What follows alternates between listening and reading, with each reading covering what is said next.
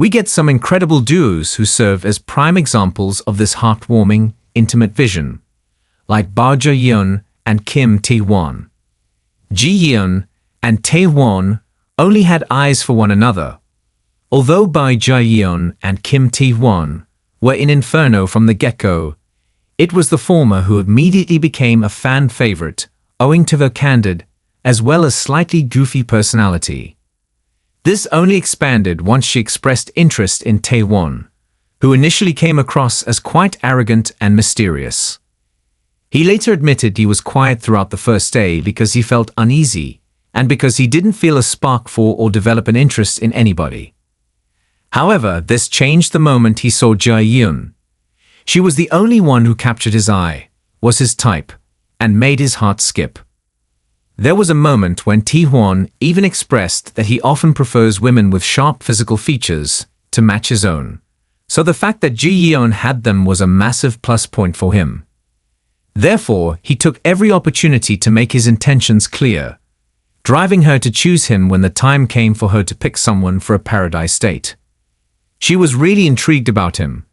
That's where they got to know each other's ages and jobs, but the spark dulled for Ji-Yeon, as she realized he asked her little to no questions about her interests and passions. Instead, he spoke mostly of himself.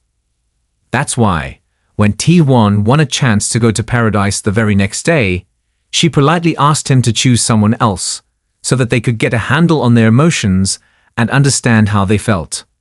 However, because there truly was nobody else he was even remotely curious about, he still chose her, leading the doubts in her mind to grow.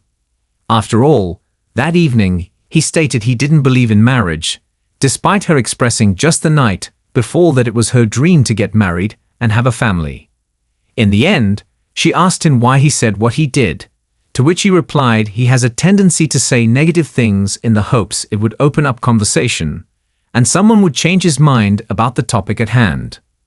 Ji-Yeon and Te-Hwan seemed to be dating no longer. There was a brief period where it seemed like Ji-Yeon and Te-Hwan were not as close as the audience was led to believe.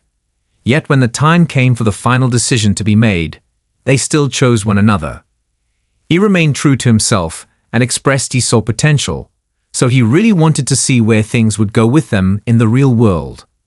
On the flip side, despite her not being 100% certain about him, she trusted his constant reassurance towards her instead of her gut feeling of them not being the right fit in the long run, and openly chose him too.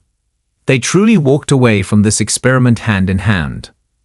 But alas, from what we can tell through Ji-Yeon and Te-Hwan's public standing, it doesn't appear as if they were able to make things work between them in the real world. After all, not only do they not follow one another on any social media platforms, but there also seems to be absolutely no contact between them, either personally or in terms of likes and comments.